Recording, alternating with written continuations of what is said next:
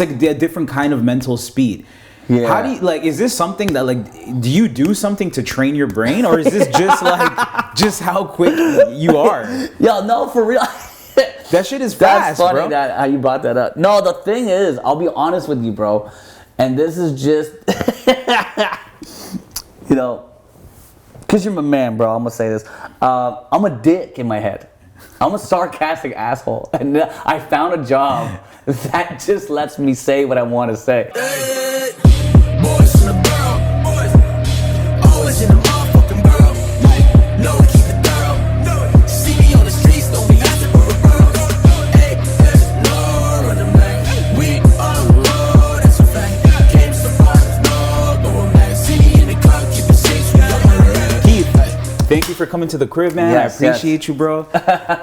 Man, Thanks, I've man. been watching your journey for a while now. I think the first time that I actually got to see some of your stuff was, well, years ago. I've been seeing you, but my boy Alex Narvaez from Complex Canada. Yes. Me and him Shout out were, to him, yes. yeah, man. He's a veteran, huge supporter of anything Filipino. You know what I mean? So he was telling me, like, bro, there's this comic, this great comedian. I want to do a piece on him. So he started kind of showing me who you were. Yeah. And then he did this great article on you. I remember, and that was the first time I think Complex Canada we ever published at the time, and anything around really a comedian, especially like a localized Canadian. I think I was the first actual like stand-up comedian that's been featured on Complex. That's not Seth Rogen or exactly or Russell Peters or something. Exactly. So that's when I first started to kind of catch wind of you on that level. And then when I read the article, I was like, yo, but I've seen this guy before. Like over the years, you're one of those faces where if you're a Toronto person, I've seen you on a flyer, I've seen you at events, I've seen you perform, but like it was cool to see the growth.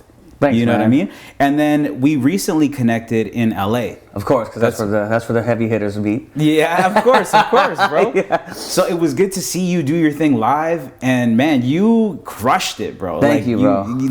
And then seeing the tour and everything come about, like. Do you know what's crazy? So shout out to my brother Norm. Yeah. We did that show together.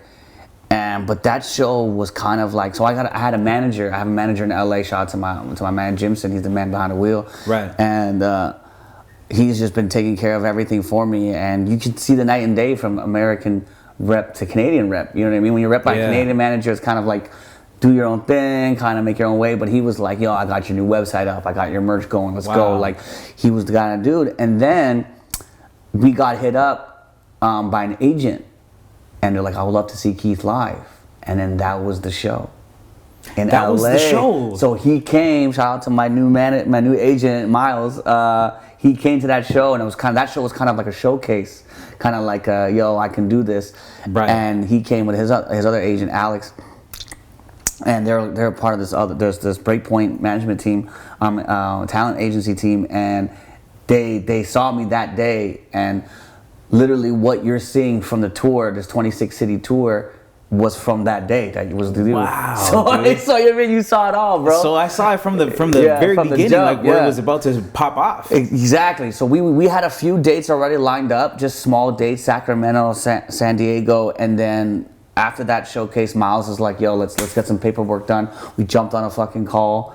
Me and then I could cuss, right? Yeah. Of course. Me and Jimson, my manager, and Miles, we all jumped on a call, and this was crazy because I was like Legoland with the kids, and I was just telling my wife, I was like, yo, go take the kids. I'm making this important call, and the guy's like, yo, I can land 26 cities for Keith. We can do a crazy tour. Let's solidify this relationship, and then boom, it was done. Yeah, and you got to see it from the jump, bro. That's amazing. But honestly though, like the energy in the room too, I didn't know what to expect, right? So I go in because I'm also thinking of you as a Canadian. Yeah. So I'm thinking like how does a Canadian comedian come to the US and will the joke still hit? Yeah. Right? That's always kind of like something you think about. Does it translate from region to region? 10,000%. But bro, like the Filipino jokes hit, like everything was hitting. Like, And I was like, this is amazing to see this Thank you, man. talent from Canada make it over here and start to build. And like you said, it led to so much else. Yeah. And I want to talk about the story. You literally just finished your San Francisco date, which was the last tour date. The last of the 26 cities. Yeah, so we did 26 cities, 32 dates, because we repeated some of the cities. We just wrapped it all up. I literally flew back Pearson, I flew in last night, 12:04. Midnight, bro. You just got in. I just got in, and thank you for being here, man. Yeah, no, you know could what? be sleeping right now. You messaged me, and you know, I've been fucking with the podcast. You've been had some crazy hitters on this. Yeah. And you know, and the narrative behind this whole project and stuff has been, you know, something that I totally agree with, and you know what I mean. I've been fucking with you since the jump, and like, I appreciate feel like that. Thank you, bro. We had the same circle, so it was only right for us to finally connect and do this, and then. When you hit me up, you're like, "Yo, let's get in the podcast," and I was like, "Done. I'm back in town." It worked out 3 beautifully, weeks, bro. But listen, man, I want to talk to you about the actual comedy album that you dropped. You dropped that October 10th. Yeah. I was just taking it in this week because I knew you were coming in. Yeah. Bro, that shit is funny, bro. Thanks, man. That shit is funny. Thanks, man. We try to so the thing with me is I'll be honest with you, with that album, you know, I'll keep it a buck. I'll keep it 100. Yeah. I'm a petty guy. They call me Petty Murphy. So I was nominated for a Juno 2022, and you know, didn't win, but whatever. You're always a winner when you're nominated. But you know, straight up Michael Jordan and Matt Mean. You know what I mean with the iPad. I took that shit personal. Right. So I was kind of like, yo, if Canada don't think I'm the man, watch this. You don't think I'm the fucking, watch this. So what I did was, I recorded my second album outside of Canada, in San Diego. I don't know if you heard of it. It's in San Diego. It's sold out. It's Ram. And then we finished the album in Toronto. Is this Trilipino that you're talking about? This is Manny Stacquiao. Manny Stacquiao. This is Stacquiao right here. This is the one. So literally, I had 2 album recordings, one in Toronto and one in San Diego, and I kind of wanted to flex my material to show you that, like, yo, I'm the shit. Yeah. Outside of Canada, I don't need fucking y'all. Hey. Right? But then also, and the recording was like, oh, I'm in Toronto, showing y'all that I love fucking y'all, that I love where I'm from, and that I love that you did that. There's even like the little flight moment. Yeah. I That's love right. that, bro. To show you that, like, no, I still love where I come from. I still rep where I come from. I can still kill and do whatever I do back home. So it was kind of more of like, hence Stacquiao. It was kind of like, yo, I got all the material, I got all this shit, whatever you need. You need me on what border, what side, I got it all. So it was kind of more of a flex. You know what I mean? Big flex. Also, you're mentioning the Juno, but like in that year, you were nominated for a Juno and a CSA, a Canadian Screen Award. Canadian Same Screen year, Award, man. bro. Same year, bro. Yeah, it was a hot year. Super hot year. It was a hot year, man. Yeah. I love to ask people this, especially Canadians, because you know we love to look at ourselves, especially like we can compete with the bigger market, but we are a smaller market. Of course, yes. Right? So when you think about a Juno, which is the Canadian version of a Grammy, etc., do these accolades translate for you? Like, do they do something for you? Like CSA and the Juno. Yeah, so the CSA, just to alliterate, like that's like the Emmy. Yes. That's like the Canadian Emmy, and then so the only thing is, it does translate. It does give you a little more clout in the city. It gives you more, you know, if you want to apply, they're looking for a producer or someone with a writing job. It does give you that you know, that level up in Canada, but it doesn't level you up the way as if, like, you know, if I was American and I was nominated for a Grammy and an Emmy the same year, it's game over. You know what I mean? I have an HBO show. I'm starring in a movie. Like, for sure, I'm a worldwide star now. Yeah. Right? Like, whereas in Canada, you're just like, oh, okay, we'll take you seriously now. You know what I mean? Like, it's more like, oh, okay, so you got some chops. All right, what else you got? You know what I mean? But like, it's, you know how it is in Canada. You're moving. you get it, right? Yeah, so it's interesting too, because I met you in LA, but I'm also making the transition. I've been in a slow transition from Toronto to LA for a while now. Yeah. You know, I've done some work in New York and stuff. But also, when you work in Toronto, you know, this entertainment, you hit a ceiling. Of course. You hit a ceiling where you're like, okay, I could keep trying to build here, but the realistic jump, if I want to get into a bigger market and grow, I got to move. 100%. And this is, I've talked to Cardinal Official, I've talked to so many people about this, and everyone that I've talked to is like, yeah, you got to move.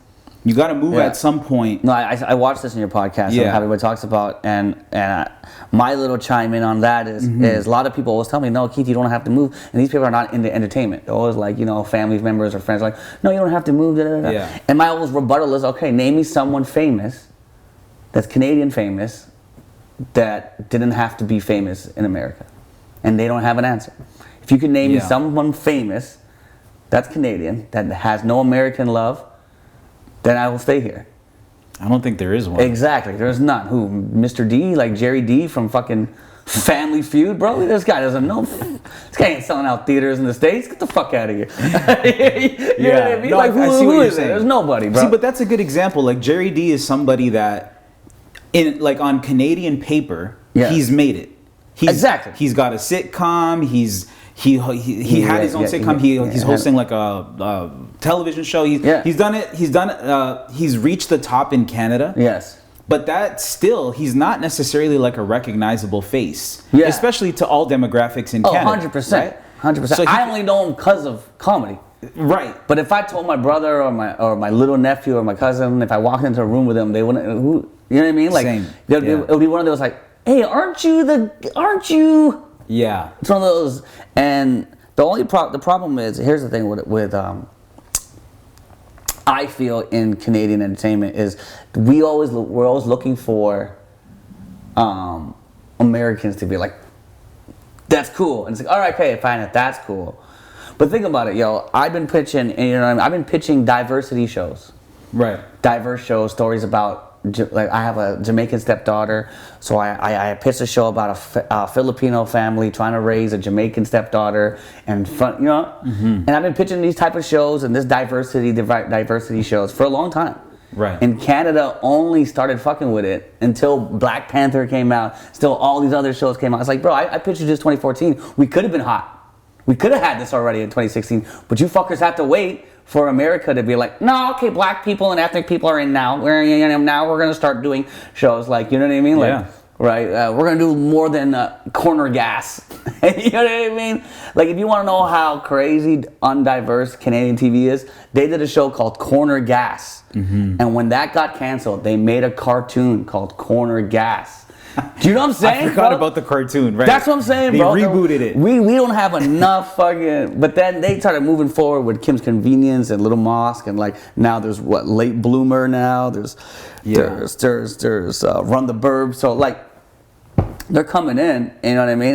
And mind but you, it took a long time. It took a long time, and we're still not even there yet. But it took a minute, bro. Yeah. I also, like you, I've been pitching shows. Yeah. I remember going into the CBC. I started at the CBC and worked my way up. But at some point, when I made it to like a producer, I went down to the radio department and I'm pitching them like, we need a hip hop show. Like, the CBC needs. There was no hip hop at that time, dude. And I went and I pitched it, and they were straight up, and they were like, this isn't the right show for this kind of network. Yeah, they were basically like, we don't mess with this idea. We don't even mess with this genre. I heard that before. Oh, what are the ratings going? Like, you ever thought about the ratings in the Prairie Times, Keith? Or you ever think about Halifax and Saskatchewan?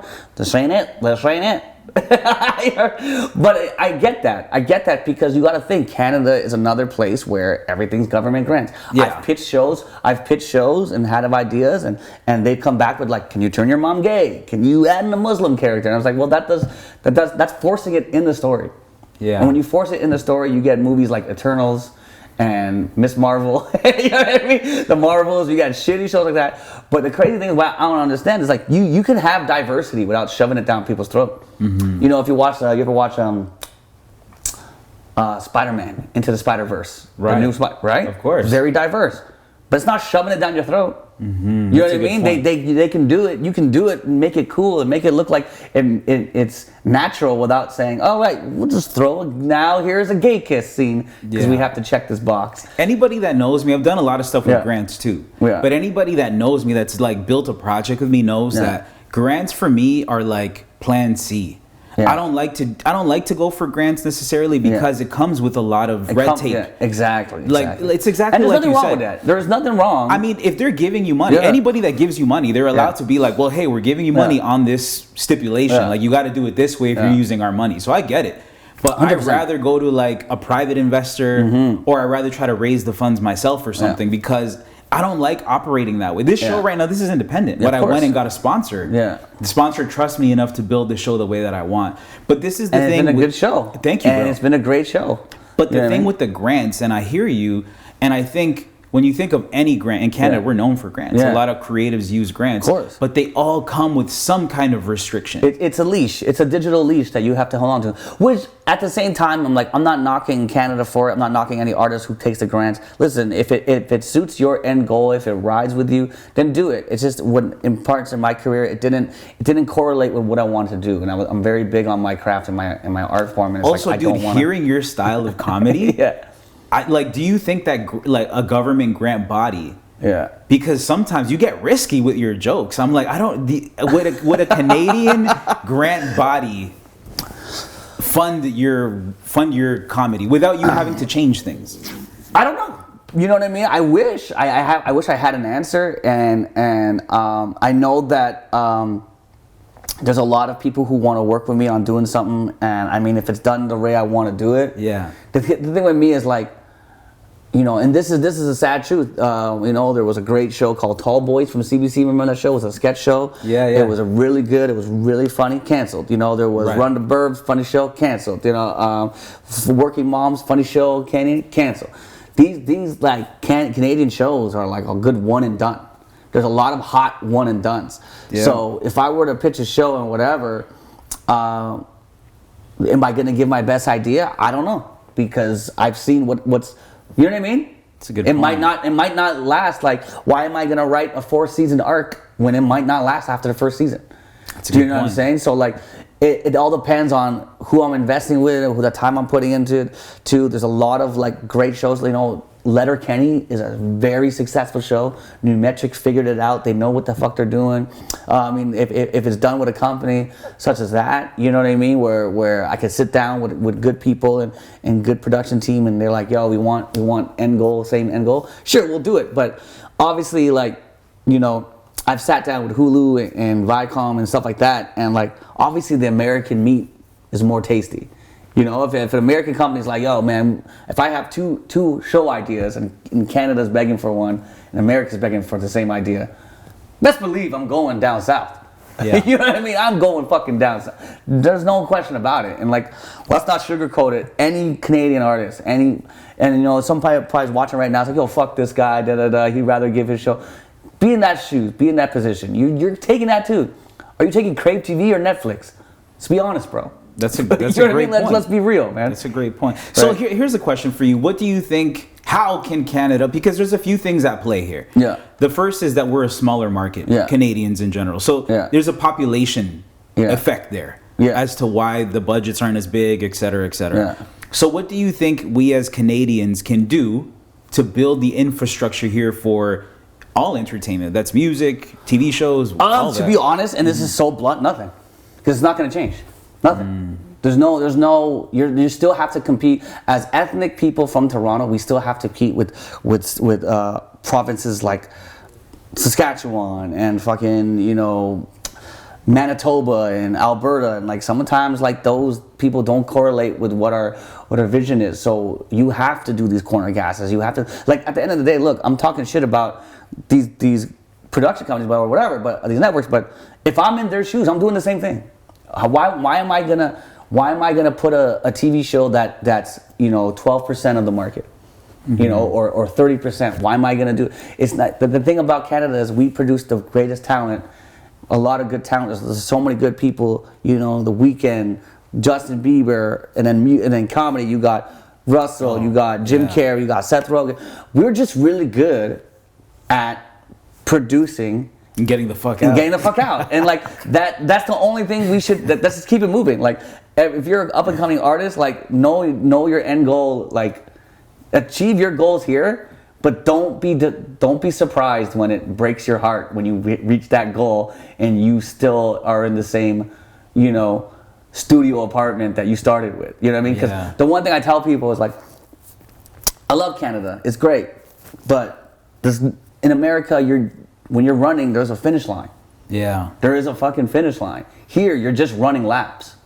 You know, another festival, another year where I can pitch another show where the production has a new budget. Okay, let's try another pitch. Let's try another thing in February. Let's try another thing in January. Let's try. It's just you're just running laps, bro. Yeah. You're just running laps and hearing same answers from different people. You know. What's interesting too is it almost feels like in Toronto, in Canada, you have to also have an entrepreneurial hat on. Yeah. And I think I've heard you speak on this too when you first started, graduated out of school, and you started putting your own events on. Yeah. Right? So you were like, I took my street hustle that I know and I incorporated it with comedy and started 100%. doing events, right?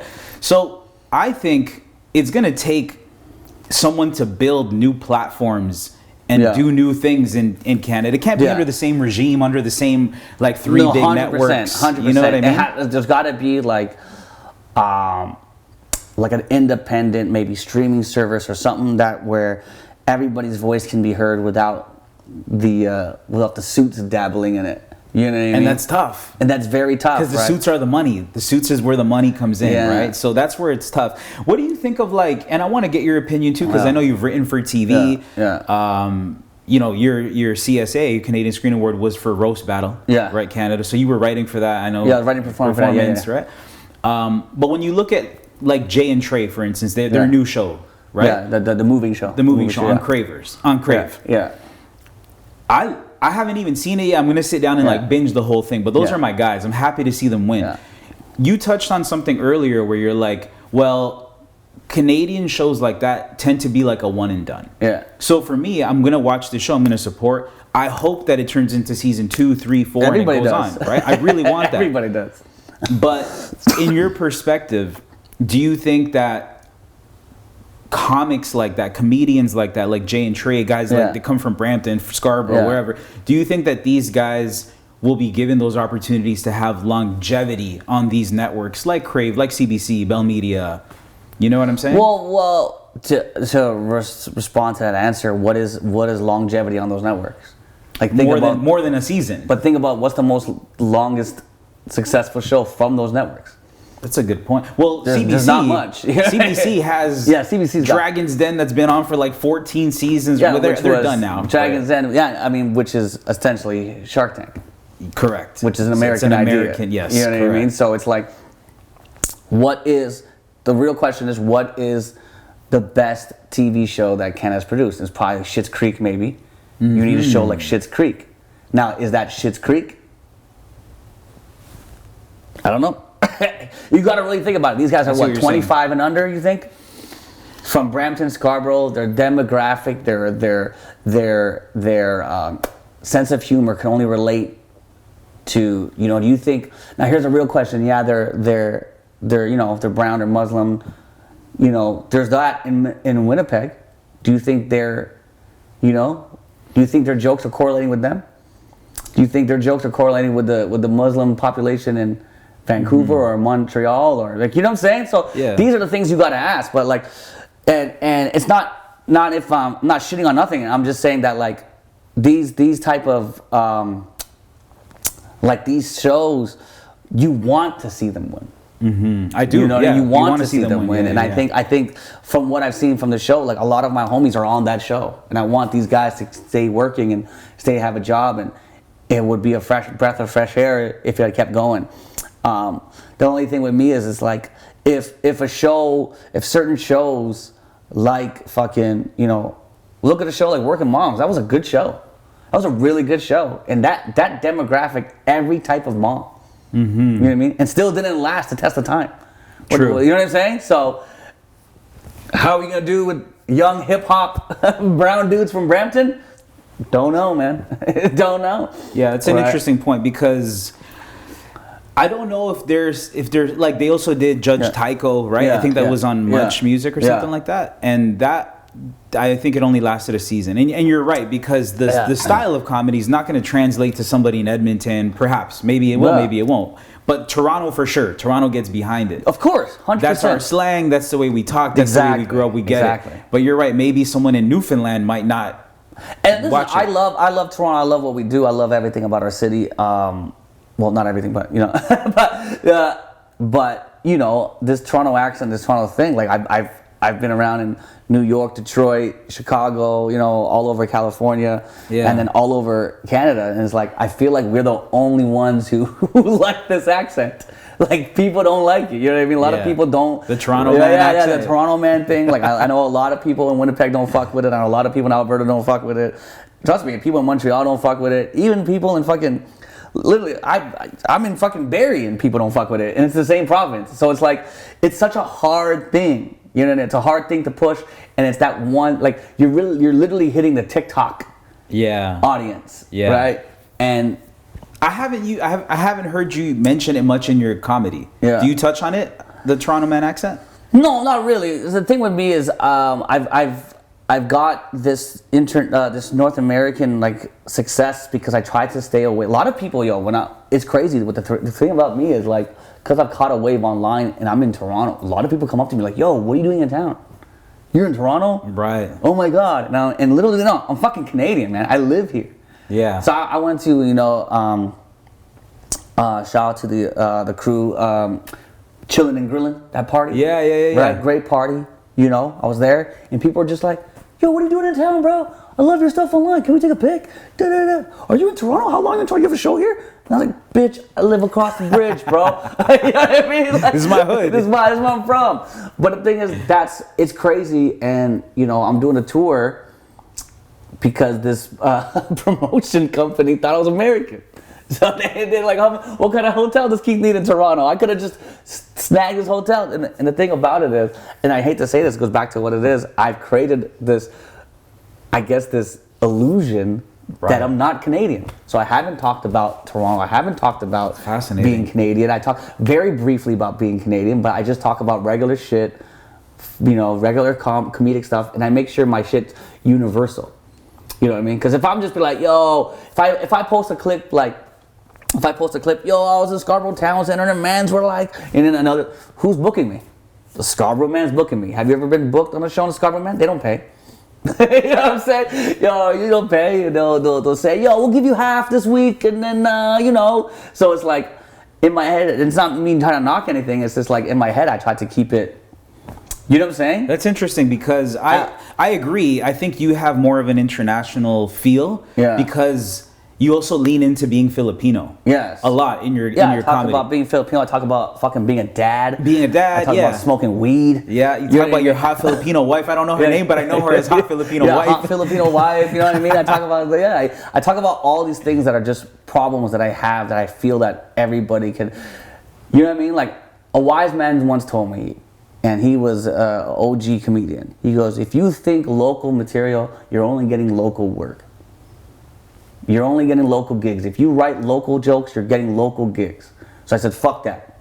I'm not writing local gigs." You know what I'm saying? You know what I mean? But I mean, like, if there was something funny that I see, and like, mind you, when I'm on stage right now, like, I have a lot of Toronto jokes. Mm-hmm. When you see me in Toronto, best believe, I'm not saying I don't do Toronto jokes. When you see me in Toronto, I have Toronto jokes. So you're just selective of where you perform them. You're only going to perform them in Canada or in Toronto. Yeah, like I'm not, like I was in LA and there was a guy in my audience, and sometimes I end my show with like, "Yo, how do you guys want this last joke?" And this guy was like, "I'm Canadian, talk about Trudeau." I was like, we're in fucking LA, man. Nobody cares. I'm not going to do that now. Catch me on the fucking, you know. Catch me in Toronto. Yeah, catch me when you walk off Osgood Station, then okay, then hit me up. Does that make sense? Of course. It's got to be the right, because comedy is very like, it's subjective, right? So if most of the audience is you know, Mexican or Latino, then I'm probably going to do my Filipino-Latino comparison jokes. I'm going to do these jokes. And if like I'm in Canada, like I do have Toronto jokes. I have this one joke that I say that nothing's been the same in the city since Kawhi Leonard left. You know what I mean? And I elaborate on it, and you know what I mean? And then I talk about the Toronto accent, but I do a misdirection. I say this, you know, I hate this new Toronto accent. If you don't know the Toronto accent, here's my best impression. I go, "Buddy, what are you doing? Get out of my car." Like, you know what I mean? So like, there's a lot of things that I talk about that are just Toronto based, but I'll do in Toronto. So back to ways like that, like universally, like if you heard my album, there's no Toronto jokes because that's something that. But if you watch me in a Toronto show, yeah, I'll do Toronto jokes. Yeah. You watch me in Winnipeg, I'll do Winnipeg jokes. I'll do, you know what I mean? Yeah. I'll do that. But have you? I'm just because I heard you do that joke. I've seen you do that joke, but right now you reminded me. Have you caught flack from anybody from doing like accents or any of your jokes? Like, has anybody ever come after you on some hard? Sometimes they're like, oh, this guy's racist towards brown people, or this guy's racist towards like I have this joke about the pole vault guy that, you know, in the Olympics where, you know, his big dick touches the pole, and then I end by saying, oh, good to know that China won the gold medal, and then people go off. So then I'll get like, the weird thing is I have because we're Toronto, we're a melting pot. Yeah. So when I do these brown jokes, best believe I'm running it through my boy Sumit, through my boy, you know what I mean? To my Sings and my Gurpreets boys, you know what I mean? Right. So like, I have a lot of homies, you know what I'm saying? So that's interesting, man. That's a part of your process I didn't know. So before you perform something that you think might be risky, you run it through your peeps, through your circle of people you trust. Yeah, this is the thing. I run it through the people that, like, if I'm talking about a certain ethnic group or a certain person, like a single mom, I'll talk to a single mom, but I won't talk to a single mom that's from Oakville. I'll talk to a single mom that's in Toronto, that's fucking, you know, probably had a kid at a young age, probably still parties, probably smokes weed, you know, still listens to like Wu-Tang and watches Seinfeld, like, you know what I mean? Like, that person that we correlate, that I see eye to eye with, and I'll ask their opinion because this is my demographic. You know what I mean? Like, I'm not trying to like win over the fucking hearts of like 55-year-old moms in fucking Kelowna. You know what I'm saying? Like, so it would just be like I'll ask all my brown friends, my boy Karun, and I was like, yo, dude, how do you think about this brown joke? He's like, that shit is hilarious, bro. He goes, it's hilarious, because people always have a different point of view of, you know, and like, I know the brown immigration joke is a very touchy subject, but, you know, if you talk to certain Indian people in the city, they have their own opinion about it too. For sure. You know what I'm saying? So like, it's like, everybody has their own opinion and their own thing, and I just want to make sure like that I'm not coming off as, you know what I mean? Of course. It doesn't come off as something as hate. You know, it's one thing. Comedy now is different because it's like you got to watch what you say. But back in the day, like comedy was such a gift where like you can say the most ruthless shit, but it's like the good comic is how you get away with it. Correct. Right? How you word it in a way where people who don't agree with you will laugh with you. So do you think, so is the key, as I'm hearing you speak, I'm like, okay, so it sounds like to me the key is you could be offensive, like you can offend, but it can't be hate. Is that correct? Because there's some things that you're going to say that are going to offend people. Like even like when I was just listening to Manny Stacchio and I was laughing, I was dying. Yeah. There's this part where you get to like white women. And then I'm like, oh my God, this guy's getting risky here. And you even say, you're like, this is not something I could perform in Canada. Yeah, you're like, thank you, right? Yeah, that was like, literally like that's the whole point of when I told you about it. Yeah. So for me, I'm hearing that and I'm like, whoo, like this guy got risky on this one. But not in the sense, like it's risky because you might offend a white woman, or you might offend somebody that takes offense to that. So how do you get around that? The thing with me though is, so with that joke, I just basically, the whole joke of, so for those who are listening, I say a joke about how it was, you know, the narrative of a Filipino or any ethnic man, millennial, was you always had to bag a white girl. Right? You look so good bagging a white girl. And, you know, and that's like, and if you think about it, there's no lie in that. There's literally no lie. If you look in the TV in the 90s and 2000s, every hot girl was a Kelly. So, you know, Jerome, fucking Jun, fucking, you know what I mean? Sumit, all these guys all wanted white women. You know what I'm saying? So when you were growing up and you had your ethnic girl beside you or whatever, and homie had the white girl, you were kind of like, sucker. You know what I mean? Like, you know what I'm saying? And this is not, these are, and stop me when I'm lying about any of this. These are all so facts. Right now you're talking about the fads. Like you're talking about like generational fads? Yeah, generational fads and like things that like. Because I do remember when I was growing up and you know you put on BET, there was a period in the 2000s where you would just only see like Latin girls in like hip hop videos. Vida Guerrera, J-Lo was popping at that time, and I do remember thinking, oh, there's all of a sudden this desire to have Latin women. Yes. More so than there is black women, white women. Yeah, because it faded. Right? J-Lo came out. People were like, yo, Latin girls. There was that huge wave of Salma Hayek, yes, J-Lo, yeah, Eva Mendes. So it came like, you know, and there was those trends. And I was just speaking on how the white woman was like prime, and all I said was, and the joke was, but then when you have a white woman later, they don't age well. And that's it. And a lot of white women come up to me like, that joke is really funny. My black husband talks shit about me all the time. And then you have white women with white men like, that's not funny. I didn't find that amusing. And then I was like, yeah, well, it's not like, you know what I'm saying? I'm like, but no, I'm just thinking about like maybe a white woman that hasn't aged well that's sitting in the audience, and maybe is like self-conscious about that, and she's sitting there. And but the crazy thing is, I did that joke in Houston. They hated it, the white women. But I did a joke in San Diego, loved it. It all depends where you did. I did it in Tacoma, Seattle, loved it. That's fascinating. You know, it all depends on who the person is and and who are and you could tell by the people who get offended, you can tell that they only hang around white people. Yeah. Because no one has told them that. You know, you know what I'm saying? Like when you hang out, like when I'm hanging out with my black friends and like, you know, my Latino friends and like, yo, your mom's loud, bro. Da, da, da. You don't notice that. You don't notice that. You don't notice, oh, yo, why do you always got to put plastic around your couch, bro? You don't notice. These are things, right? You don't notice it unless you hang out with other ethnic groups. And then when you watch a comedian say, oh, what's up with all these, you know, people wearing plastic around the couch? You laugh because like, oh, shit, that's right. Other people around me have told me this and observed it. Because you're more into, you know what I'm saying? But when you're kind of like in your own algorithm and someone says something that kind of, you can tell by like, so when I see people offended, I'm like, oh, you just don't have ethnic friends, or you just don't have a wide range of different type of people. In your, you know what I mean? Yeah. Like how many non-Latino friends have brought something to your attention that's a Latino stereotype, and you're tons. like, oh shit, and then but you're not offended at all. You're just like, oh yeah, you know what I mean? That's just our.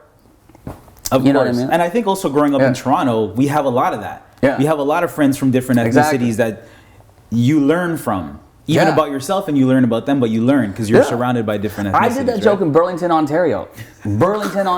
It's filled with some of the fucking most entitled white women in the world, and they loved it. They were just like, yeah, well, you know what? Skin's bad, but at least my bank account's good. I'm like, exactly. You get it. You get it. Do you know what I mean?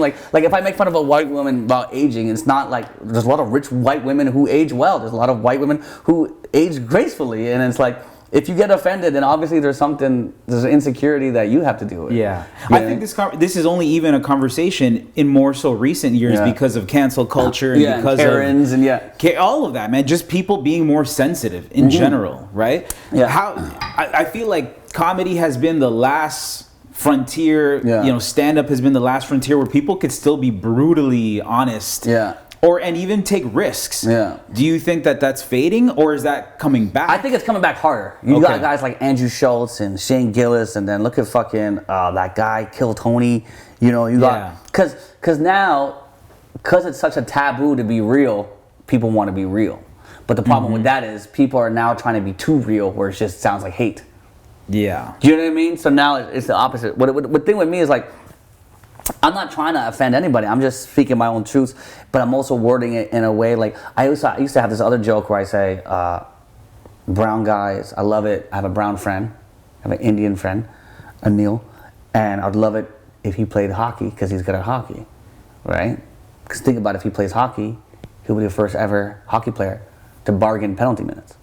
You know what I mean? Very funny joke, right? But it kills all the time. But before I started that joke, I used to say, oh man, I have a brown friend that's good at hockey, but I don't think he should play in the NHL because he's going to be the first ever player to bargain penalty minutes. Now, when I said, I don't think, that negative phrase got people offended. But when I said, I can't wait for the first brown guy to make the NHL because he's going to change the game forever. So that one little switch of the negativity, slight word change, it's just bam. All of a sudden, I'm a fucking hero. Yeah, that's right. Yeah, we will make the NHL. Da, da, da, da. So it's like this is part of the art form. It's part of the craft. You know what I'm saying? So a lot of people just come here and just do shock factor and just like, I'm gonna say this, I'm gonna say that, and just to fucking happy go. But like with me, with my craft, it's like the joke is never meant to hurt anybody. You know what I mean? Let me just word it in a way where you can agree with what I'm trying to say. It's interesting, man. Just like the craft that you've invested your whole life into is like slight wordplay could change the outcome. But this is only something that like someone that's been doing it for a long time learns, bro. Like that's how you know you're a veteran, when you start to see like I could change these 2-3 words around and I get a completely different reaction. Yeah, man. It's wild, I used to do college shows, and I used to have this joke about like, oh, I could never date a bisexual girl because the odds of her cheating on me are doubled, right? And then I was like, people used to get so mad about that. They're like, and now I would say, well, you know what? And then I'd be like, and then I switched it. I'm like, yo, someone asked me if my son was gay. I'm like, no, I'd rather him date a bisexual. I'd rather him be bisexual because the odds of him getting laid are now doubled. Right? So now you just have to switch everything. Yeah. Because people will take everything now and be like, oh shit, he's an asshole. He's homophobic or he's racist. And it's like, no, I'm just trying to tell you that part. The joke is the double up. You know, the joke is the bargain, the penalty minutes. That's the joke. That's the let me fix this so you can understand this. Mm-hmm. But now it's more of that part. It's more of the A and B that you have to do to get to C. And sometimes the C joke is great. The end goal is great. But then it's like, ooh, how do we get there? You know what I mean? Yeah.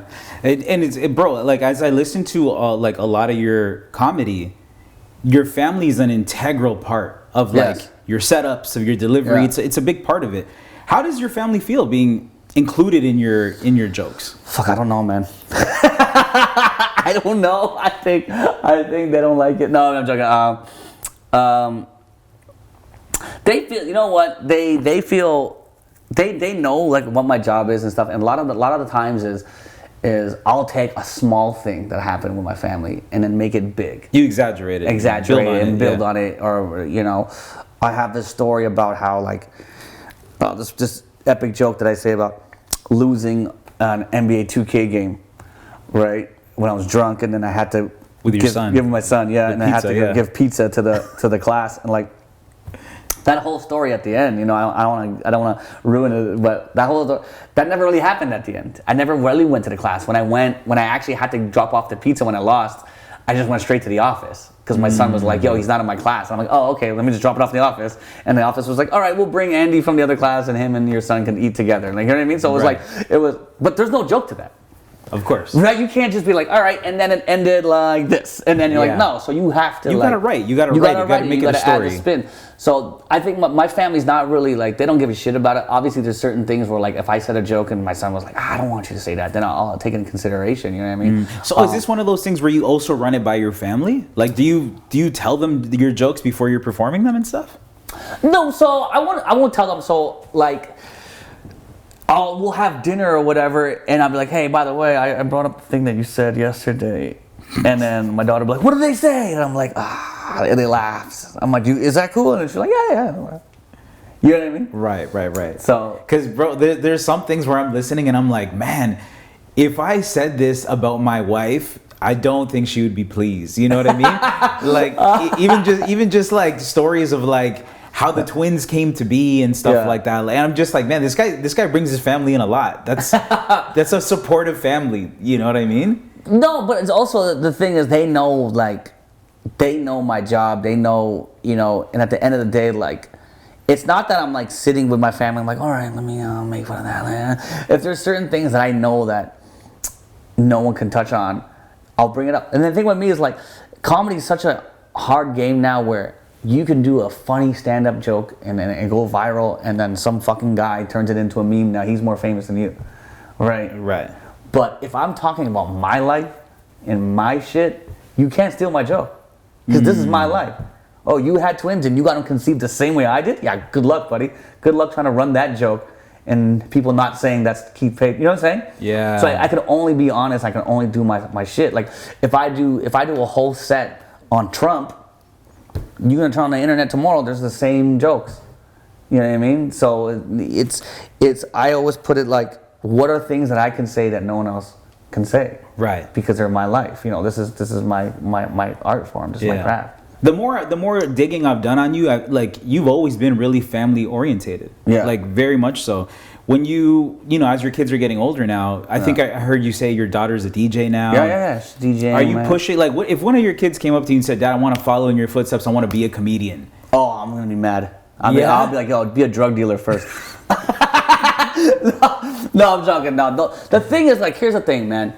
It's a tough career, right? It's a tough career, man. My son, like, if my son or my daughter would say, I want to be a comedian, I wouldn't want him to do it, because it's like, and that's just me. It's just only because I've worked my ass off.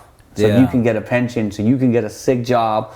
You know what I mean? Like, this shit sucks sometimes. This shit is like, you know how it is as a creative person. Course. Like, you work for free. Yeah. And then you got to shake hands, and by the time you fucking, impress this producer, guess what? He got fired, and now fucking you got to impress somebody else, and like, that's a good point. You know what I mean? And like, you know how that is, or like you fucking, impress this comedy club booker, and he tells you to come out, and he's fucking like, yeah, come on, and to get these gigs, you gotta fucking drink with him till 4 a.m. and fucking hang out with him and do all this shit that you weren't fucking down to do, and like, it's a hustle. And then he leaves that job. He gets fucking charged for a freaking Me Too, like, you know what I mean? It's like, it's one of these things where it's like, you get so abused by this job that, especially as a comedian, like, I don't wish that on my worst enemy. It's such a hard hustle, dude. And especially with like the cancel culture and all this stuff, it's like, you can get beat up. But my daughter's a DJ, and I love that.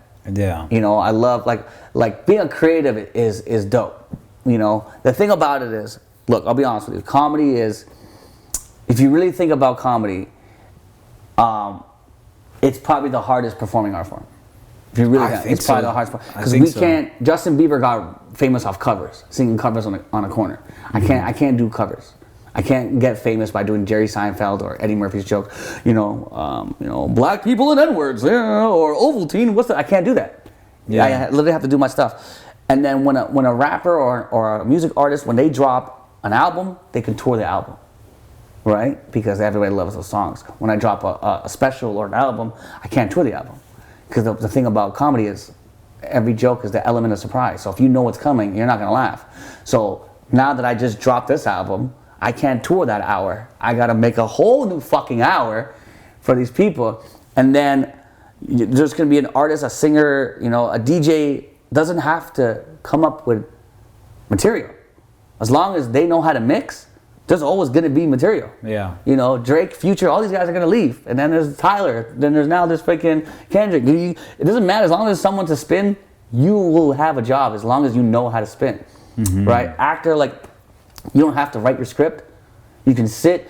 You can say, oh, I don't like this monologue. Cut. Can we do it again? I can't be on stage like, cut. Let me do that again. No, it's right here, right now. And the crazy thing about the Junos too, I submit with all these music guys. It's like, bro, I performed my album live, one take, dog. You did this track 18 times, homie, in the fucking luxury of your fucking house. You know what I mean? I had to promote my fucking show. I had to sell these fucking tickets, then perform it. I go, you were doing this in pajamas, my guy. Yeah. You know what I mean? So it's That's like, a good point, man. There's so much that goes into it. It's the hardest art form. So like, if my son's like, I want to be an actor, I want to be a rapper, I want to be a tattoo artist, I want to be a web designer, I want all of it. But if he's like comedian, no, man, no, and we only work for one emotion: laughter. I can tell you the most serious fucking story, the most heart-wrenching story on stage. But if you're not laughing, guess what? I bombed that whole show. Kendrick could do 10 songs that will make you fucking cry. You know what I mean? And he's the fucking genius. Do you know what I'm saying?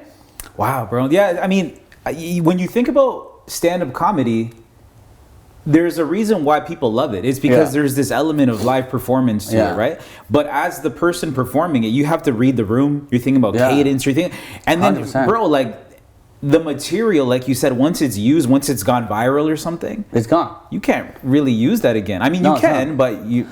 I did a show in, I just came after my tour, and I did my show in Tacoma, Seattle, and there was a lot of people who followed me there. There was a lot of people followed me, and I can tell because when I was doing my online jokes, they weren't laughing, they were just clapping. They're like, yeah, we heard this one. So then I had to like reassess in my head, and I'm like, all right, switch it up. You know what I mean? So then I switched it up, and I ended up killing. But there was a lot of people who were like, no, I still love seeing the stuff that you posted, but it was good seeing the other stuff. So it's like, it's hard doing that part because I always talk with my manager like, yo, what joke are you posting to promote it? I'm like, well, I don't want to post that one because that's a banger when people come see me. That's worth the ticket sale. Yeah. So let me do one that's not worth the ticket sale. You know, that's why a lot of comics will do crowd work and do this stuff, because when they come to the show, they do their own material. Mm-hmm. You know what I mean? That's why a lot of guys do these promotions doing crowd work, because it's like, crowd work is interesting too, because even guys like Matt Reich now, he just dropped his Netflix thing. It's all crowd work. Yeah. Right. So to me, I'm looking at that like, is this the new avenue where stand-up comedy is going? I'm seeing a lot of crowd work. Yeah, now. Nate like Jackson does crowd work too. Like, because it's something where, because if you really think about it, if you come to a live show and you watch the guy go right into material, and this is the thing, when I tour and I bring my hosts and I bring my openers, I tell the guys, I'm like, yo, don't go right into fucking material. Whoever's opening for me, I'm like, yo, try to have fun with the crowd for a little bit, you know, because that's the experience. If you sit down and you watch this guy go right into material, you're literally watching live Netflix. What's the difference between that and Netflix? Nothing. You're just sitting down in person. Now he can potentially just spit on you while he's talking. That's it. You know what I mean? But when you do like crowd work or whatever, it brings people together. Like, oh my God, it's not rehearsed. And like, because of the pandemic, people want to do live events, and that's what more live event is. Like, name another show or another performer where they get the crowd involved. Like, you know, you barely see rappers be like, all right, what's your name? Where you from? All right, here's a track. And you know what I mean? They don't do that, right? So it's like... Even a lot of hip-hop rap shows that I go to, the MC will try to get crowd participation. Like, put your hands up, right? Yeah. And a lot of people are just like, nah, like... Just, so I think you're right. I think the only real participation is kind of like stand-up comedy is one of the last frontiers where people will still engage because they're being also forced to engage, right? Yeah. Like, spotlight's on you, like we're talking. It is weird because I'll talk to people in the front row. They're like, "Oh, don't talk to me." I'm like, bro, you sat in the front row. Like, you made your bed. Like, you can't go on the fucking roller coaster, buckle up, and be like, "Nah, I'm scared of heights." No, you knew what you're doing. Yeah, I think it's interesting though, because I have seen, and you know, a lot of the online clips. Just on everyone's algorithm, you're seeing stand-up comedy, right? Yeah. Guys like Morgan J, who does like music and stuff, right? His like auto-tune thing, it's all crowd participation, all of it, right? It's crowd work. Yeah. Would you ever do a special that's all crowd work? Why not? If I'm at that level where people want it, you know, I do a lot of crowd work on my shows, and people like. You know, when the show you saw me at, I noticed people before me was doing crowd. So I'll do crowd work or I'll do fucking venue work. I'm like, remember we were talking about the venue? I was like, yo, what is this? A fucking old art gallery? This is a glory hole vibe. I'll say all this stuff. Right. So I kind of like, I love off the cuff. I love crowd work. I love just observational shit at the moment, because every time I go on the road and I go on tour, I always open locally. I always, like, if I'm in, like, I was in Austin, Texas, and right before you get downtown, there's a school for the deaf. Mm-hmm. So when I was in Austin, I was opening all my shows with, yo, what's up with the school with the deaf here? Like, why is there a football field? Like, how do they know when the drill's all over? Do the guys shoot fucking confetti in the air? Like, how do they, you know what I mean? So people just die. They're like, yo, there's no way this guy wrote that prior coming. Like, even if the joke is just half-assed, the fact that it's local, the fact that it's like, it seems like I made it up just right then and there, will get everybody going. So I love doing all that stuff. And if someone were like, yo, man, I'm fucking 3 specials in, I don't have a lot of material, and people are like, yo, let's do a crowd work one. Definitely. 10,000%. How confident do you feel on your improv in the moment? Because I've seen you, you're quick, bro. You're quick. I used to work sales, bro. So I know this about you. I was at Future Shop too, bro. We both worked at Future Shop. That's right, yo. Shout out to Future Shop, bro. Yeah, bro. I worked Future Shop while I was at Ryerson. That was my last retail kind of job too, before I went into the CBC. But tell me about your sales experience. So I used to work a lot of telecommunication sales. Like, I used to work for Bell, Rogers, you name all, TELUS, you name it, corporate, business plan, fucking you name it, dude. Then I used to work Future Shop as well. And do you know how that is? They teach you how to ask questions that are not just open-ended. You know? Yeah. Looking for a phone? Yes. They don't want that. They're like, so, You know, what kind of phone do you need tonight? Or what kind of plan are you looking for? Well, I need... So I've developed it in a way where like my crowd work is not just, what do you do for a living? You know, oh, that's your wife? How did you propose? Let me hear about you. Then we'll make the jokes on you. So I won't let the audience like, what do you do for a living? Oh, I'm a welder. And that's it. Now I got to create the joke. I'll be like, what do you do for a living? I'm a welder. Okay, cool. How did you get into that job? Then that's how I'll start the joke. Right. So whatever fucking story he says, I'm just gonna say it. So he's like, I don't know, I grade 11, I got in trouble, so I just didn't fucking go to college, so I just wanted to become a... I was like, oh, okay, so you were doing cocaine in high school. Yeah. You know what I mean? Fucking, you know what I mean?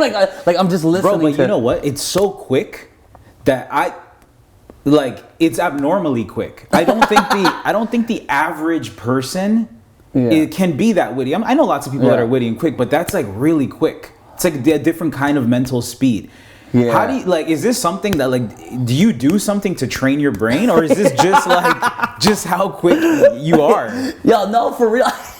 That shit is fast, That's funny bro. that how you brought that up. No, the thing is, I'll be honest with you, bro, and this is just because you're my man, bro. I'm gonna say this. I'm a dick in my head.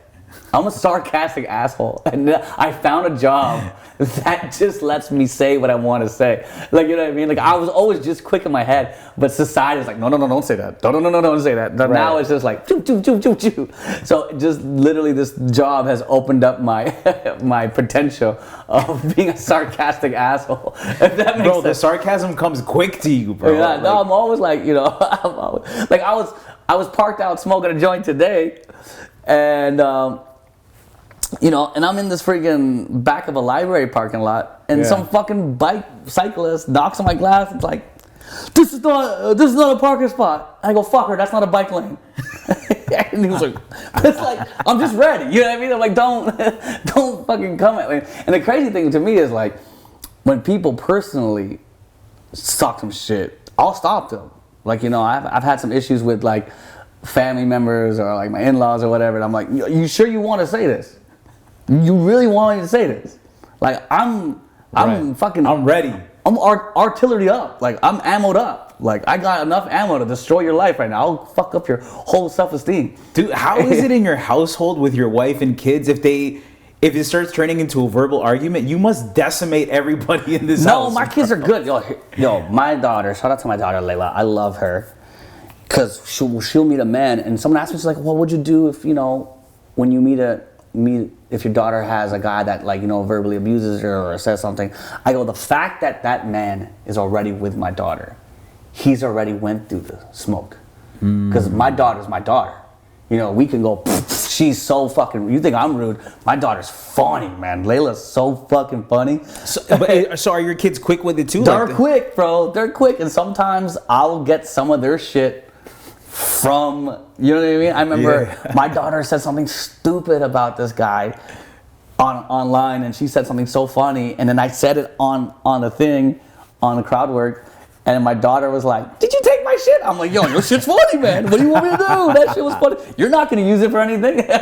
I'm like, Next album, there's writing credits. Yeah, writing credit. But my daughter's ruthless. My wife is so funny. My wife alone, like, a lot of people don't realize that. Like, she'll help me finish jokes. Oh, she's like, nice. No, say this. Like, and then my son, just another guy who's just like, and he's more of like, he's funny too, but also he's learning how to compromise and negotiate. So like my kids, it's such a funny household when we all talk smack. But it's never really any hate. It's not when it goes too overboard. My wife will be like, all right, guys, it's dinner. Come on, Mom. The KFC's getting cold, guys. Stop, enough. I wanted to talk to you about the albums really quick. So you put out a bunch of albums on streaming platforms. Manny Stacchio is the latest one. How are you finding that the streaming platforms are they even helping comedians, stand-up comics, or at this how does it work with comedy? Because with music it's really different than it would be for comedy. You know what, man?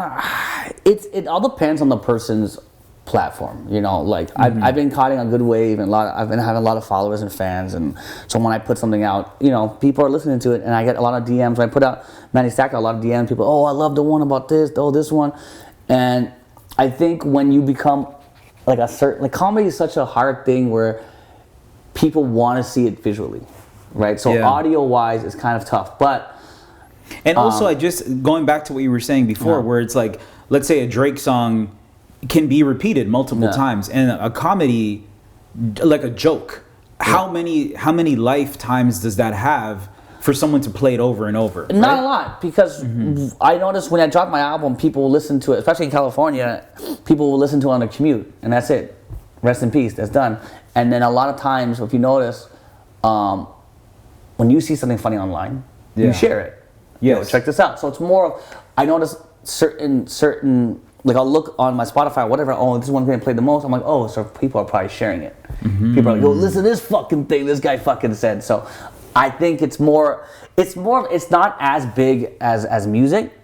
And mind you, like the residual from it is like nothing. You know what I mean? So the more residuals come from Sirius XM, to be honest. Interesting. Yeah. So when you get when you get your jokes played on satellite radio, you get more money from that than anything else from the streaming services, right?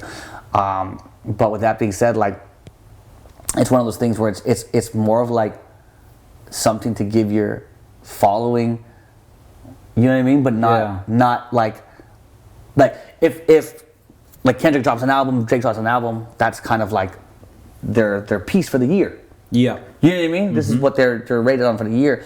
For me in comedy, it's more like this is something to keep you fed. You know what I mean? And then what's the main course? And then the main thing will lead up to a tour, right? So or lead up to a special, or lead up to like clips online, right? So it's just more like, hey, here's a comedy album, listen to it. Here's the thing, and now when you go to my page, you get the visual of it. Right. You know what I mean? It's kind of like an alley-oop.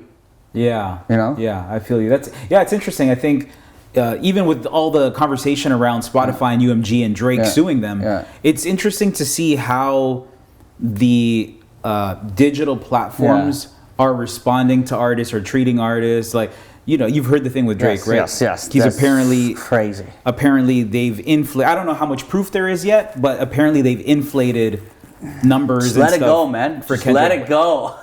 What's your take on that? What's your take on the Drake suing UMG and Spotify? So I know because we're from Toronto and I'm homies with some of the people on the camp. It's just like, I don't know, man. I thought that was a bad move. I thought like dude, like just let it go, man. You can't. You know what I mean? Like you gotta let people miss you, bro. You gotta let people miss you, man. Like I think you are the man. You were the man. Like let it breathe, bro. Yeah. You know what I'm saying? Like. You have so much to be proud of. Do not do so much shit that tarnishes that. Does that make sense? It's like exactly what they said in Batman. Like, we live long enough to be the villain or die a hero, bro. Like, stop being everywhere because you're living longer to be yourself as a villain. If you, like, you know. Wow, that's an interesting point. Do you know what I'm saying? And Drake disappeared for a long time. Not even saying for fucking a year. Like, maybe 6 months. Doesn't do anything. Doesn't make a fucking move. And then he drops a banger. Trust me, it'll be forgotten. Look, Gunna's been forgotten about being a fucking snitch. Like, you know what I mean? Like, people will forget if you let them forget. Like, that's just my opinion. So you're thinking he just needs to just chill the fuck out, man. Give people some space, give people some time. Chill the fuck out. Let everybody, because you're Drake, man. Making a hit is no problem for you. Yeah, that's true. That's right. Facts. It's not a problem for you. Yeah. So if you're making hits on top of scandal, on top of scandal, on top of this, they're going to read it. They're like, but you're still the guy that likes little girls. You know what I mean? Like, you're still the person that, like, let that shit go. Yeah. You know what I mean? Let it fucking go. And then come back with, like, aha, bitch, I told you, thought I'm gone. Yeah. You know what I mean? But that's just my opinion. And mind you, I'm not as successful as Drake. I don't know what the fuck. I'm just a fucking comedian doing a podcast. I mean, in terms of strategy, though, it would be so interesting to be a fly in the room with like Drake and all the OVO guys as they're deciding what's the next move? Because But someone's got to let him know. but I also feel like what you've mentioned, somebody in that room has brought that up. Somebody's been like, bro, maybe we should chill. I'm sure somebody said I that. hope to God. Right? these selfies need to stop, Aubrey. You know what I mean? Like someone's got to tell him. But you know what I think it is too, though? Imagine someone came at you, and this is part of rap battle. Yeah. Right? But like someone came at you with some shit, and it's just like, you saw whatever, like surface stuff. Yeah. But for someone to call you a pedophile, I think that sat with him, and he's like, nah, I can't have this like stain on my record. You know what I mean? And I think this whole approach to suing is probably for that. Again, if you look at all the comments and people's just overall thoughts, everybody's saying what you're saying, bro. Stop being petty. You lost the battle. Leave the shit alone. Yeah. But I think for him as a person, he's probably like, I can't just walk away and have people think that I'm a pedophile. You know? No, but at the same time, it's like, if someone were to call me like, yo, you're not a good father, or someone would call me, oh, you're gay, or whatever, you're racist. Am I fighting that? No, because I know deep down I'm not. Yeah. You know what I mean? It's the same thing. Like, look, at the end of the day, I went to a house party once, and we were smoking weed on the roof. Cop showed up. We stayed on the roof. The cop goes, do you know I'm not booking you guys? Because you didn't run. And I go to the cop and go, I didn't run because I have nothing to fucking hide. I didn't do anything wrong. Right. So the more you're like, I'm not a pedophile, shows you're a fucking pedophile, man. Let it fucking go. You know what I mean? If you just kept it moving, you know what I'm saying? The fact that you're so offended means that there's some truth. You know what I mean? If you're telling me I'm not a good dad and I cheat on my wife and blah blah, and I'm so adamant about fighting that. Yeah. But if I shrug it off and be like, yeah, says you, who the fuck are you? Yeah. You don't know my real life. You know what I'm saying? That's a great point. You know what I'm trying to say? That's like, let it go, bro. You're just making him look more worse. You know what? You know why that's a great point? Because all of us at some point have been attacked with something. Exactly. And it's whether you've let it into you and like let that really resonate where you've fought back, or you've been like, I don't care about this, and you move on and it goes away quickly, right? Yeah. Also, he attacked Kendrick and called him a wife beater and other shit, and it was just like, Kendrick has moved on now. Like, you know what I'm saying? So I think you're right. There's something to continuously defending and fighting back. Yeah. That's not really working in his favor. And Family Matters was a great track. It was a great track. I think to me, Push Ups was another good track. I think the reason why that battle ended the way it was because he's been on top for so long. He's been on top for a long time. He's been on top for so long that people want to see you slip. Yeah. You know what I mean? So it was like, bro, fucking Lil Nas X could have battled fucking Drake. And it still would have been a close battle because fucking people want to see this guy fucking lose. You know what I mean? They want to see him. But the thing is, Drake is, you got it. You can't knock his fucking, the fact that he was on top for so long.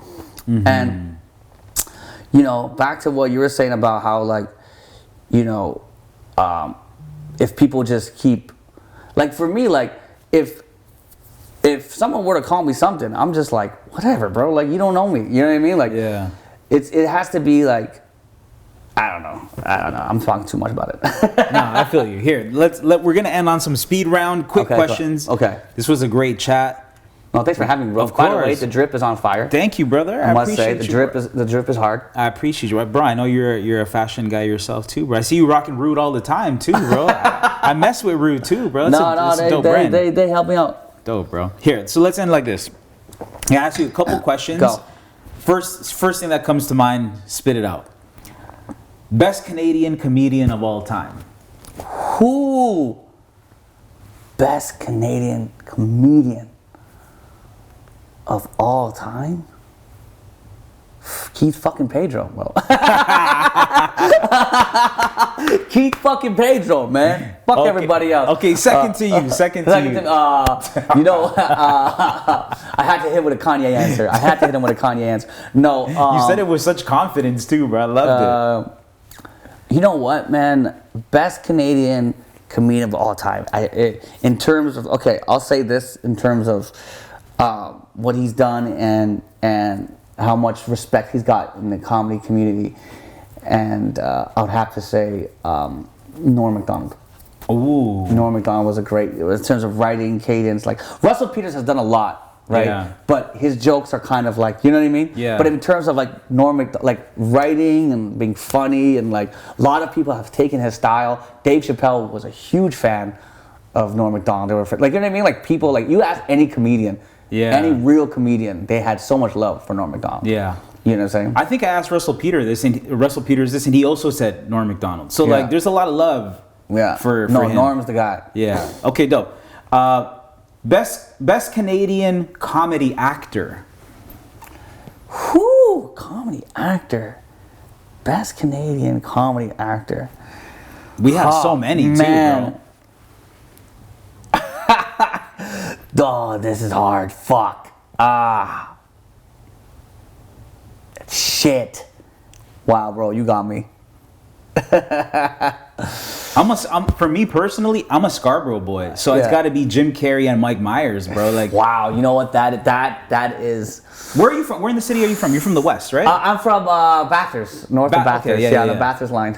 Yeah, that's where you grew up. Yeah, that's where I grew up. So like Bathurst, Finch, Bathurst Steeles area, Bathurst, Wilson. Okay. You know, I'm trying to think if there's anyone from there, but I don't specifically know that. No, there's no North York hitter. Yeah. That is really good. You know, I'd probably have to say. So see, Jim Carrey's a really good actor. You know what I mean when it comes to serious stuff. But you're talking about like straight comedy actor that can make me laugh. Funny shit. Man, I would have to probably. It would be a tie between John Candy and Mike Myers. Because John Candy was really funny. John Candy was funny. Like even his small role in Home Alone. Yes. You know what I mean? Yeah. He's like, polka, polka, polka. I mean, he's trying to give this girl a ride. Like, that's a great cameo. It's just a great cameo. Like, he's done. Uncle Buck was such a funny fucking movie. That's how you tell how old I am. But Mike Myers too, though. Like, Mike Myers. You know, I'll probably say Mike Myers actually. Mike Myers. Oh, you're switching it up? I'm switching it up. Mike Myers first, John Candy second. Because Mike Myers, if you really think about Austin Powers 2, that was his version of Nutty Professor. Yeah. How many roles did that motherfucker play? How many roles? He played the bad guy, he played the good guy, he played fucking fat bastard, he played everybody, That's a great point, You know what I mean? That's he fucking landed so many characters. So Mike Myers. I would say Mike Myers. That's a win for me too. I love Scarborough. So. Yeah. And you know, fucking Wayne's World is based on Scarborough. Yes, bro. Yes, based on Scarborough in the 80s and 90s. That's right. Okay. This doesn't have to be Canadian, just best comedy movie of all time for you. That's hard, bro. For me, best comedy movie for me, just only because it's a tie. It's a tie. Only because everybody will agree how funny it is. Like if you don't laugh at this movie, you're a monster. These movies, I'd say Dumb and Dumber, Happy Gilmore. 100%. Those are hilarious. Hilarious fucking movies. Like I could watch those movies over and over and still die. Like you know, there's like honorable mentions like fucking Coming to America or you know what I mean, Superbad, Old School. Oh, Superbad, yeah, bro. Fucking great movies. But in terms of like quote after quote, like Dumb and Dumber, like check out the buns on that. Yeah, he must work out. Come on, like fucking Happy Gilmore too. Good for Happy. Oh my God. Like there's so many. Great choices. We're gonna move into music now. Go. Best Canadian artist of all time for yourself. And it doesn't have to only be hip hop. It can be if that's what you want. But best Canadian artist of all time. Woo. Wow. I mean, in terms of like art and artistry, and making music and like everything he's done, man, you put Neil Young up there, man. Ooh, can't go wrong with Neil Young. That's like he's touched so many souls, and like you know what I mean. Like Drake has made hits. Yeah. You know what I mean. Justin Bieber, great singer. Weeknd, amazing. Celine Dion, come on, bro. You know, and then you got country Shania Twain, but like if you talk about Neil Young. And you talk about all the fucking, like, even if you just read his song lyrics, you can put them up as haikus and poems, you know, just one verse here, one verse, you know what I'm saying? Harvest Moon, bro, like, come on. You can't get wrong with that guy, you know what I mean? That's a great choice. That's a great choice. Right? And they're timeless classics. Yeah. Those could be played in any era. Yeah. If you think about movies, like, that could be played in any era, and it would work. It would work. He scores a lot of things in people's lives, and like. Yeah, that's a good point. And, where I feel like the other mainstream guys are just, at the end of the mainstream guys, But dope. This one's gonna be interesting because I want to get your opinion on this. I know you named your son. Your son's middle name is Kawhi. yes. And there's been a lot of talk for years of who's the greatest Raptor of all time. Yes. Vince just had his jersey retired Yes. by the Raps. Who, in your opinion, is the greatest Raptor of all time? I've been waiting 17 podcasts for people to ask me this question. Let me get comfortable. Okay, let me get comfortable. Okay. Vince Carter Yes. put Toronto on the map. Before anything else, you got to think. Vince Carter put this, I'll say it, he put the city on the map. He did. Yeah. You really think about the shit, fucking inside nightclub, fucking, he was the fucking. Brought bottle service here, did all that. He brought, like, dude, every game there was a highlight. Yeah. If you watch some of the highlights now, you might see a dunk, he did a 360. It's like, bro, he did 3 other 360s that game that no one fucking recorded. Right. He did another windmill alley-oop that you didn't even fucking put down. So in terms of what he meant to the Raptors, Vince Carter, but the greatest, Kawhi Leonard, man, come on, one and done. You telling me that this fucking guy, he came with one job and he won. That playoff run was one of the greatest. That was the closest thing we got to see to Michael Jordan. When's the last time you saw a guy fucking palm the ball like that and just take over the game? He said, my team needs a fucking point. I'm getting this fucking point. If you watch that playoff run, every time the other team would go on a run or whatever, he'd either do a defensive play or he would fucking do a sick ass fucking 3 or ISO play. You hear what I mean? I know exactly what you, I think the argument that Raptors fans that pick Vince or pick Lowry or pick somebody else, their argument is always going to be the longevity that the other players had with the Raps. Yeah. Versus like a one and done. Because then it's like, can somebody be the best Raptor based strictly on skill set? Because we're not saying is it the best Raptor strictly on skill set. That for sure I think it would be Kawhi. Yeah. But just the best Raptor of all Yeah, time. but I'm gonna rebuttal with that answer. Okay, let's say you dated 10 girls. Okay. Yeah. You dated 10 girls. One girl was for 10 years, one girl was for 3 years, and one girl was for 1 year. But that 1 year, but none of those girls made you come except for that one girl. Who are you saying is the greatest girl you ever had? That one fucking girl that made you come. Listen, all these guys were fucking, but no one was busting nuts. No one was coming. You know what I'm saying? Right? So he's the only one that got that nut. You know what I'm saying? Even though it was for the smallest time, he got what we needed to do. And he did it against a fucking Warriors team that was stacked. Yeah, they got injured, but that whole year, when Kawhi Leonard was on the team, nobody thought we were winning the championship. Everybody knew that Golden State was going to win. And he did fucking, and then that run came, and then beating Milwaukee, and like, come on, man. I feel you, bro. Right? I love how passionate you are. You stood up. You got ready for this answer. Got ready for this, bro. I love the Raptors, bro. That's my fucking shit.